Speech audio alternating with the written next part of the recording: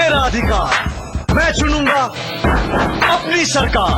ये सिद्ध है सबको दिखाने की, ऐ इंडिया तुझको आजमाने की, वोट ताकत है ये बताने की, आगे बढ़ेगा अब तो हर दिल में धड़केगा इंडिया,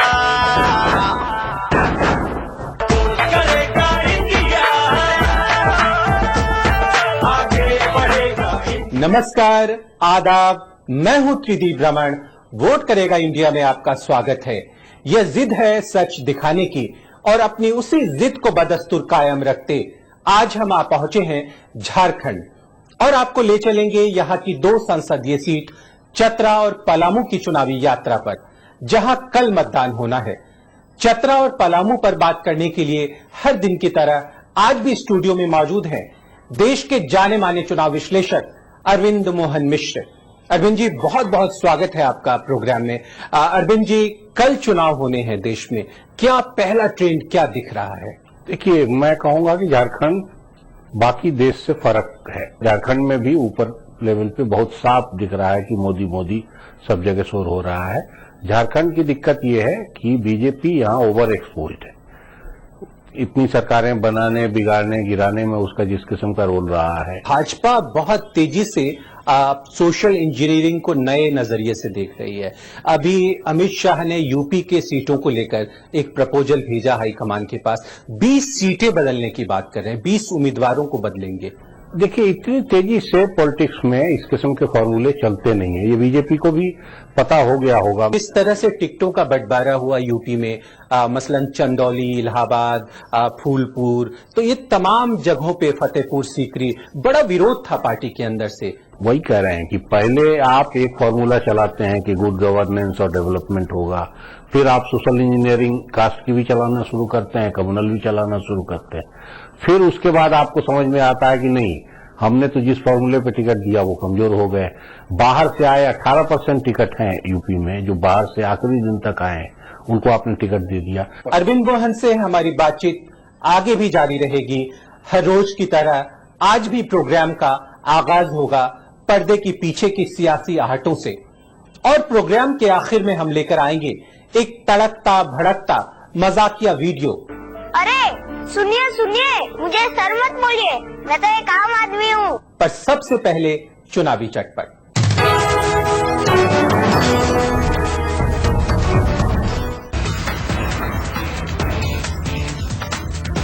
सवाल अहम है कि सतपाल महाराज जैसे तेज तरार कांग्रेसी लीडर पार्टी छोड़कर बीजेपी में क्यों शामिल हो गए। सच्चाई ये भी है कि हरीश रावत के ताल्लुकात आपस में कभी बेहतर नहीं रहे और हरीश रावत के दाव को बेअसर करते हुए पहली मर्तबा विजय बहुगुणा को उत्तराखंड का वजीर आला बनवाने में सतपाल महाराज का एक अहम किरदार था। दरअसल सतपाल महाराज के भाई भोले महाराज और उनकी भाभी मंजुला वहाँ एक आश्रम चलाती है और उनके अकीदतमंदों की काफी बड़ी तादाद है। हरीश रावत के भोले महाराज और उनकी अहलिया से काफी अच्छे रिश्ते हैं। मंजुला की सियासत में आने की ख्वाहिश बताई जाती है और हरीश रावत की इस बार कोशिश थी कि वो मंजुला को उत्तराखंड से लोकसभा का इंतखाब लड़वाएं। इस बात की भनक जब सतपाल महाराज को लगी तो वो एकदम से आग बबूला हो गए और उन्होंने उसी वक्त कांग्रेस छोड़ने का मन बना लिया।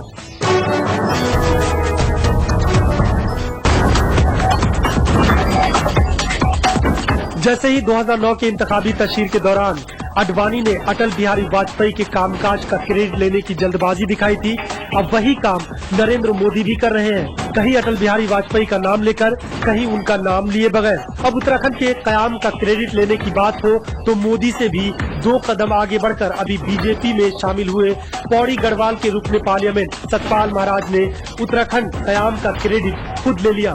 भगवा पार्टी का दामन थामते ही अपनी देहरादून रैली में महाराज ने साबिक वजीर-आजम देवगौड़ा तक को महापुरुष के खिताब से नवाज दिया और दावा किया कि उन्होंने ही ये मुद्दा पहले देवगौड़ा फिर गुजराल के सामने उठाया था। यहाँ तक कि उन्होंने उत्तराखंड के बनने का क्रेडिट ज्योति बसु को भी दे डाला। सतपाल महाराज के इस बड़बोलेपन से बीजेपी में हड़कंप मचा है।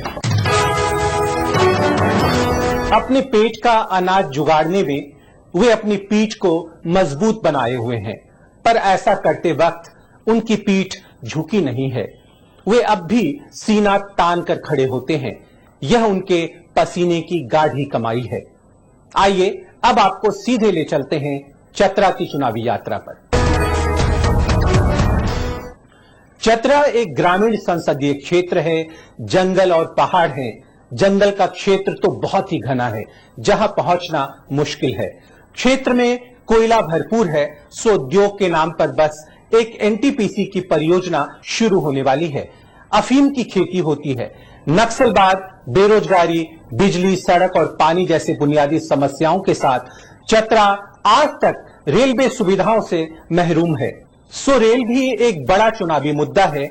चतरा लोकसभा के अंतर्गत 5 विधानसभा आती हैं। कुल 14,64,000 मतदाता हैं। अनुसूचित जाति और अनुसूचित जनजाति के करीब 3 लाख मतदाता हैं। यादव और साहू मतदाताओं की संख्या किसी भी प्रत्याशी की जीत हार में निर्णायक भूमिका अदा करती है। करीब 1 लाख मुस्लिम और 1.5 लाख अगड़ी जातियों के मतदाता हैं। संसद में क्षेत्र का प्रतिनिधित्व निर्दलीय इंदर सिंह नामधारी करते हैं। संसद में इंदर सिंह नामधारी की उपस्थिति 92% रही। उन्होंने कुल 21 बहस में हिस्सा लिया और 182 सवाल पूछे। नामधारी के कामकाज से स्थानीय जनता संतुष्ट थी, लेकिन इस बार के चुनावी अखाड़े में नामधारी उतरे ही नहीं। भाजपा ने प्रदेश संगठन में महामंत्री रहे सुनील सिंह को प्रत्याशी बनाया है, बाहरी हैं। कांग्रेस ने 2009 के चुनाव में दूसरे नंबर पर रहे धीरज साहू को अपना उम्मीदवार बनाया है, ये भी बाहरी हैं। आजसू ने सभी दलों में चक्कर काटकर आए नागमणि को चुनावी मैदान में उतारा है। जेएमएम ने नीलम देवी को, जो स्थानीय प्रत्याशी हैं, उनको अपना उम्मीदवार बनाया है। फिलहाल यहां मुकाबला भाजपा और कांग्रेस के बीच दिखता है। वोट करेगा इंडिया में फिलहाल वक्त हो गया एक छोटे से ब्रेक का। सच दिखाने की जिद बनी रहेगी। आप बने रहिए हमारे साथ, हम लौट कर आते हैं पल दो पल में। बीजेपी अगर ढंग से लड़े तो बीजेपी को मुकाबले में है। करेगा इंडिया, करेगा इंडिया। ब्रेक के बाद आपका स्वागत है 2014 के चुनावी महासमर को एक नई अंतर्दृष्टि देने वाले प्रोग्राम वोट करेगा इंडिया में, जो जिद है सच दिखाने की। ब्रेक पर जाने से पहले हम थे झारखंड की एक महत्वपूर्ण संसदीय सीट चतरा की चुनावी यात्रा पर। आइए अपने उसी चुनावी सफर को आगे बढ़ाते हैं। इंदर सिंह नामधारी इस बार मैदान में उतरे नहीं, क्या वजह है इसकी? उतरे नहीं या उनको उतरने नहीं दिया गया, असल में ये मामला है। और गौर से देखेंगे तो लगेगा कि उनको उतरने नहीं दिया गया, क्योंकि उनकी प्रतिष्ठा है, उनका कद काफी बड़ा है बीजेपी के नेताओं में। इस इलाके के बीजेपी के नेताओं में सबसे सीनियर लोगों में वो रहे हैं। तो अब जो लीडरशिप है वो उनसे काफी जूनियर है, तो एक तो ऐसे ही उनसे भय खाती है। कई बातों पे उनका विरोध रहा। पिछली दफे भी वो इंडिपेंडेंट लड़े, जिसको बीजेपी ने सपोर्ट किया। बाद में भी हम देखते हैं कि हाउस चलाने में और कामकाज में वो बीजेपी के साथ रहे, लेकिन पार्टी में नहीं शामिल हुए और अभी तक नहीं हुए। उनके नाम पे इस बार भी वैसा ही ऑफर देने की बात थी। वो ऐसा ही चाहते थे कि उनको स्वतंत्र ढंग से लड़ने दिया जाए और बीजेपी सपोर्ट करे। ये भाजपा के जनाधार वाला क्षेत्र है और स्थानीय उम्मीदवार की बहुत लंबे समय से मांग होती आई है, पर भाजपा को कोई स्थानीय उम्मीदवार तो मिला नहीं। वही अभी भी नामधारी से बढ़िया उम्मीदवार कोई यहाँ उनको मिल जाए, ये अभी भी मुश्किल है। विकास की तमाम अंगड़ाइयों के बाद भी आखिर क्या वजह है ये क्षेत्र इतना पिछड़ा है? एक ब्लॉक तो यहाँ ऐसा है जहाँ बिजली ही नहीं पहुंची है अभी तक। नहीं, बहुत ही पिछड़ा, आप अंदाजा नहीं कर सकते। बसों से जाना और इससे जाना भी यहाँ मुश्किल है। काफी इलाके ऐसे हैं जो सचमुच दुर्गम है। यहाँ के सांसद केंद्र में मंत्री भी रह चुके हैं, फिर भी विकास यहाँ तक क्यों नहीं पहुंच पाए? नहीं, उनकी प्रायोरिटी नहीं रही है। पर लालू जी जब रेल मंत्री थे तो उन्होंने चतरा से वायदा किया था कि यहाँ पे एक नई रेल लाइन देंगे। वो ये पूरा इलाका जो मैदानी जैसा है, कोडरमा, पलामू, चतरा, गिरिडीह, ये इलाका बिहार की सोसाइटी से मेल खाने वाला हो गया। तो इसलिए कई दफे आप देखते हैं कि आरजेडी, जेडीयू जो बिहार की पार्टी है, वो भी अपना एक्सटेंशन, यहाँ भी यही वोट बहुत बढ़िया है। तो उस हिसाब से लालू जी अपना एक स्वाभाविक विस्तार मानते हैं। भाजपा ने सुनील सिंह को टिकट दिया है, संगठन के आदमी, अच्छे संगठन करता है, पर चतरा से उनका कोई खास जुड़ाव नहीं है उस तरह से। पूरे इलाके के लिए बीजेपी जिस पोजीशन पे अभी है, अगर मोदी का नाम गाड़ी पार कर ये बाजी जितवा दे तो अलग बात है। अदरवाइज बीजेपी संगठन जिस तरह से आपसी फूट का शिकार है, नामदारी को लेकर जिस किस्म की चीजें यहाँ हुई, वो सब ले दे के बीजेपी कैंडिडेट के लिए परेशानी का कारण है। अब यही है कि मोदी का नाम है, संघ की पूरी ताकत लगी हुई है इस बार चुनाव में, तो वो सब चीजें मिलकर इनको कहां तक ले आती हैं ये देखने की। अरविंद जी, चतरा में मोदी लहर के साथ साथ राहुल फैक्टर भी थोड़ा काम कर रहा है इस पर। तो जो अलायंस आरजेडी जेएमएम के साथ उनका है, वो अलायंस भी इंटैक्ट है अभी तक। इंदर सिंह नामधारी से यहाँ के कॉन्ट्रैक्टर्स बहुत नाराज थे, उन्होंने उनको काम नहीं दिया या करने नहीं दिया। देखिए, नामदारी थोड़ी अलग तरह के नेता हैं और वो जो सामान्य किस्म के जो धंधे हैं उससे वो अलग रहे हैं, और बीजेपी इन लोगों ने खड़ा पूरे प्रदेश में।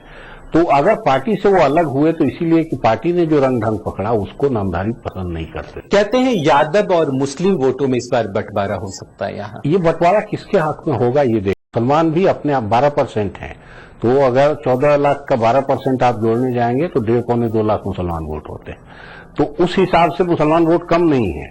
नागमणि की कितनी संभावनाएं आपको दिख रही है? उनको भी मैदानी वोट है। यहाँ जो सदानी या कुर्मी नाम से 4-5 जातियों का वोट आता है, उसमें नागमणि के। पर नागमणि तो कोयरी है मूलतः। देखिए, 4 जातियां हैं खेतीहर, कुर्मी, कोयरी, लोहार और बढ़ई। ये चारों मुगल पीरियड में यहाँ भेजे गए या गए हैं, क्योंकि ये खेती करेंगे बेहतर तो रेवेन्यू बेहतर आएगा, तब से इनके जाने का क्रम शुरू हुआ है। तो अब उनका कई इलाकों में काफी ठीक ठाक पोजीशन। तो अरविंद जी, चतरा की आखिरी निर्णायक मेरे हिसाब से अभी भी लड़ाई मुख्य रूप से बीजेपी कांग्रेस की है, और बीजेपी अगर ढंग से लड़े तो बीजेपी को मुकाबले में है, नहीं तो इस बार धीरे साहू पिछली पराजय का बदला शायद ले लेंगे। ये था चतरा संसदीय सीट का लेखा जोखा। आइए अब आपको लेकर चलते हैं झारखंड की एक अन्य संसदीय क्षेत्र पलामू की चुनावी यात्रा पर। पलामू एक नक्सल प्रभावित ग्रामीण क्षेत्र है। विकास किस चिड़िया का नाम है, इस क्षेत्र ने इसे अब तक जाना नहीं है। सरकार द्वारा सिंचाई की उनकी परियोजना कागजों पर चलाई जा रही है, पर यहाँ किसानों को अब भी सिर्फ बारिश पर निर्भर रहना पड़ता है।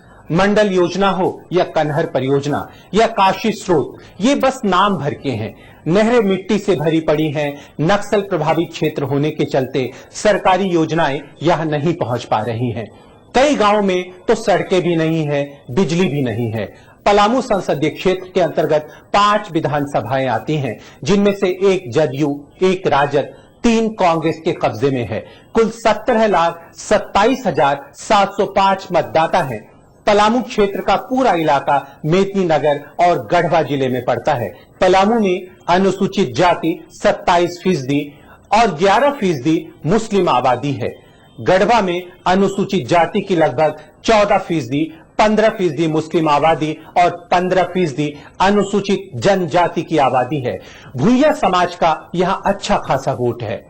वोट करेगा इंडिया में फिलहाल वक्त हो गया एक छोटे से ब्रेक का। ब्रेक से वापस लौटकर हम पलामू की अपनी चुनावी यात्रा को आगे बढ़ाएंगे। सच दिखाने की जिद बनी रहेगी। आप बने रहिए हमारे साथ। हम लौट कर आते हैं पल दो पल में। मैं आम आदमी की आवाज हूँ। मैं आम आदमी होने की एक्टिंग करता हूँ। करेगा इंडिया। याद रखना, इतिहास भी करवट लेगा एक दिन, और उसके नीचे दबे मिलेंगे खोजकर्ताओं को तुम्हारे गुनाहों के निशान। ब्रेक के बाद आपका एक बार फिर से स्वागत है वोट करेगा इंडिया में। सच दिखाने की एक ऐसी जिद लेकर हम फिर से हाजिर हैं जो 2014 के चुनावी महासंग्राम को एक नई जुबा देता है। आइए पलामू की अपनी उसी चुनावी यात्रा को आगे बढ़ाते हैं। क्षेत्र का संसद में प्रतिनिधित्व झामुमो के कामेश्वर बैठा करते हैं। इस दफे पार्टी बदलकर तृणमूल कांग्रेस में चले गए हैं। पूर्व नक्सली हैं, विकास का काम किया नहीं है, आधा समय जेल में बिताया है। इनके खिलाफ 35 आपराधिक मामले दर्ज हैं। भाजपा ने पूर्व डीजीपी विष्णुदेव राम को अपना प्रत्याशी बनाया है। ये इस चुनाव से ही राजनीति का ककहरा सीख रहे हैं। बीडी राम के नाम का भाजपा में भारी विरोध था। 3 बार सांसद रहे ब्रजमोहन राम भी टिकट की दावेदारी में शामिल थी। बीडी राम का बाहरी प्रत्याशी कहकर विरोध किया जा रहा है। यूपीए की ओर से राजद के मनोज भूइया मैदान में हैं। वहीं जदएस ने पूर्व सांसद घूरन राम को प्रत्याशी बनाया है। 2 तारीख की मोदी रैली से पहले यहां उनका कोई नाम लेवा नहीं था। पलामू के दूर दराज के इलाकों में अब भी मोदी का असर नहीं दिखता है। अरविंद जी, पलामू के दूर दराज इलाकों में मोदी कहीं दूर दूर तक नहीं है। बीडी राम बहुत बड़े अफसर थे, बहुत स्ट्रेट फॉरवर्ड थे, सोसाइटी से कटे अफसरी वाले आदमी थे और उम्मीदवार बनने के बाद वो जमने लगे। लोग आउटसाइडर थे, सब हिसाब से वो कैंडिडेट मिसफिट था यहाँ के लिए, लेकिन सिर्फ मोदी नाम से वो जमने लगा है पलामू में और जम ही नहीं रहा है। ऐसा लग रहा है कि वो काफी हद तक अपनी जमीन पकड़ चुके हैं। पार्टी कार्डर में काफी विरोध है बीडी राम को लेकर। उनके साथ अच्छी चीज है कि उनके खिलाफ की बाकी चीजें नहीं है, कोई बहुत आपराधिक रिकॉर्ड, कोई उनके खिलाफ घूस भ्रष्टाचार के चार्ज, उस हिसाब से स्ट्रेट फॉरवर्ड आदमी है। तो उनको अचानक यहाँ और ठीक उनके विपरीत जो कैंडिडेट कमिश्नर बैठा पे इस बीच 5-7 भी नहीं, शायद 12 मुकदमे और बढ़ गए। अरविंद जी, एक बड़ी दिलचस्प बात है कि कामेश्वर बैठा ने श्राप दिया हेमंत सोरेन सरकार को कि वो भस्म हो जाएगी ये सरकार, और अल्पमत में आ गई ये सरकार। अब ये कामेश्वर बैठा के श्राप से हुआ है या अपने कर्म से हो रहा है, ये अलग है, लेकिन असली चीज खुद उनका रिकॉर्ड ऐसा है कि अभी भी वो मेरे ख्याल से पार्लियामेंट के सबसे दागदार एमपी है। भाजपा में एक विद्रोह की स्थिति पैदा हो गई है जब से बीडी राम को टिकट दिया गया है। इंदर सिंह नामधारी के भाई जो हैं दिलीप सिंह नामधारी, उन्होंने भी पार्टी से इस्तीफा दे दिया है। देखिए, 1-2 मामला नहीं है, पूरे झारखंड में जिस किस्म से टिकट बंटे हैं उसको लेके काफी नाराजगी है और टिकट बंटवारे में सिर्फ और सिर्फ अर्जुन मुंडा की चली, इसलिए भी बाकी सारे ग्रुप के लोग नाराज बैठे हुए हैं। आपने अर्जुन मुंडा का जिक्र किया अरविंद जी, जब वो मुख्यमंत्री थे तो उन्होंने कहा था पलामू को हटिया ग्रिड से जोड़ देंगे। नहीं, अर्जुन मुंडा ने और क्या क्या किया है वो बहुत लंबी लिस्ट है और उनके कामों की वजह से बीजेपी को क्या लाभ नफा हो रहा है वो बहुत गंभीर मसला है। आप गौर से देखें तो पाएंगे कि आज जितने भी बड़े ग्रुप हैं, जेबीएम जैसे, जेबीएम सिर्फ अर्जुन मुंडा की वजह से अलग है और गुरुजी के बने, ये इनके आपसी लड़ाई इस लेवल की है कि इसको संभाल लेना बीजेपी के बस का नहीं। अरविंद जी, यहाँ अनुसूचित जाति और मुस्लिम वोटर, इनके वोटर बड़े निर्णायक रहेंगे कि कौन उम्मीदवार जीतेगा या हारेगा। अभी तक बहुत साफ उस तरह से नहीं दिख रहा है, लेकिन भुइयां वोट यहाँ काफी है, मेरे ख्याल 10% है, जाटव वोट 7% है और दुसाध वोट 5% है। 27% कुल मिला के शेड्यूल कास्ट वोट है, तो वो अपने आप में बहुत बड़ा ब्लॉक है, लेकिन इसी पे सब लोगों की लड़ाई है। बीडी राम को सुविधा ये है कि वो एक बड़े ही समाज का हिस्सा है। कामेश्वर बैठा की दिक्कत ये है कि उनका समाज पुराना नक्सली पता नहीं कितना सपोर्ट करे न करे, उनकी अपनी बिरादरी का साइज काफी छोटा है। पलामू की आखिरी निर्णायक चुनावी तस्वीर, मेरे ख्याल से लड़ाई इन्हीं दोनों में होगी। कांग्रेसी कैंडिडेट भी मनोज भुइयां, आरजेडी का कैंडिडेट भी कमजोर नहीं है क्योंकि आहिर वोट यहाँ बहुत ज्यादा है, मुसलमान वोट ठीक ठाक हैं, तो ये संभव है अगर पोलराइज ठीक से वो कर पाते हैं अपने हक में तो वो लड़ाई में आ सकते हैं आखिरी वक्त तक। लेकिन मेरे हिसाब से अभी भी बीडी राम एकदम नया होने के बाद भी लड़ाई में काफी ठीक पोजीशन में। अब हम प्रोग्राम के आखिरी लम्हों में आ पहुंचे हैं। ये वक्त होता है आपको एक मजाकिया वीडियो दिखाने का जो इंटरनेट पर इन दिनों तेजी से वायरल हो रहा हो। अरे सुनिए सुनिए, मुझे सर मत बोलिए, मैं तो एक आम आदमी हूँ। मैं आम आदमी की आवाज हूँ। मैं आम आदमी होने की एक्टिंग करता हूँ। तो ट्रेजेडी वाले जी, तैयार है आप आपका सच बताने के लिए? जी हाँ। पहला सवाल, क्या आपने कभी झूठी कसम खाई है? जी नहीं, कभी नहीं। शायद। जी हाँ, वो हमने बच्चों की कसम खाई थी कि हम कभी भी कोई भी पार्टी का सपोर्ट नहीं लेंगे। भ्रष्टाचार के बारे में आपका क्या ख्याल है? जी, पूरे सिस्टम में भ्रष्टाचार फैला है और हम उसे दूर कर रहे हैं। जी cheating cheating cheating cheating cheating, मुझे नहीं खेलना ये खेल, ये मशीन झूठी है। जोगपाल में इसकी जांच करवाएंगे। आज के लिए बस इतना ही। इस प्रोग्राम के बारे में आपका फीडबैक हमारे लिए निहायत जरूरी है। अब आपसे मुलाकात होगी कल इसी वक्त, इसी चैनल पर, इसी प्रोग्राम में। तब तक के लिए मैं त्रिदीप रमन अपने साथी चुनाव विशेषज्ञ अरविंद मोहन और एनटीआई मीडिया की पूरी टीम के साथ आपसे अनुमति चाहता हूं। नमस्कार, गुड नाइट। आज हम आप पहुंचे हैं रणबांकुरों की धरती राजस्थान, और आज हम आपको लेकर चलेंगे बाड़मेर और जोधपुर की चुनावी यात्राओं पर। वोट करेगा इंडिया, आगे बढ़ेगा इंडिया। वोट करेगा इंडिया, आगे बढ़ेगा इंडिया। वोट करेगा इंडिया, इंडिया आगे बढ़ेगा इंडिया। वोट करेगा इंडिया, आगे बढ़ेगा इंडिया।